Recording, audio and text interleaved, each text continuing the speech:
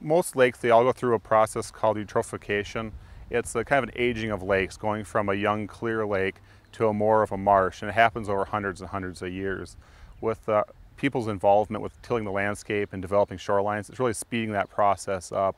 So we're adding extra nutrients at a rate much faster than the lake can handle.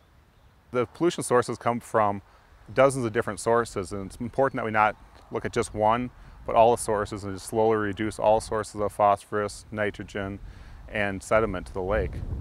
Everywhere starting from the lake shore with overdevelopment of the shoreline or over application of nutrients to your lawn, to the surrounding larger watershed.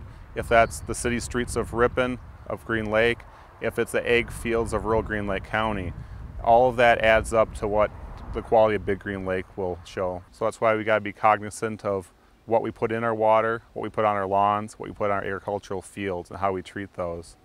One of the good points of Big Green Lake is its water volume is so huge and its depth is so deep that it has a lot more buffering capacity. It can take a lot more pollution before you start seeing the results. A smaller lake would not be able to handle this type of pollution load for this long and still look as clear as Big Green Lake.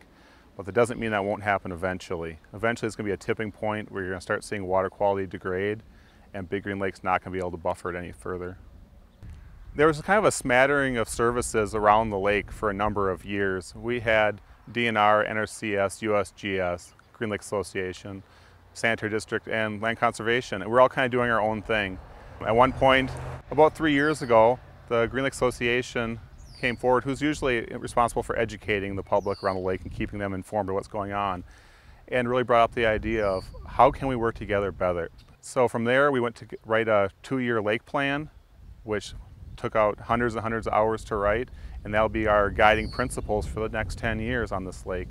I think it's almost a sense of relief in some points where you're almost swimming upstream and now you're all working together and coordinating it, and you kind of got a plan laid out in front of us now where we know where we're going, so we can really keep our direction and momentum moving in one direction.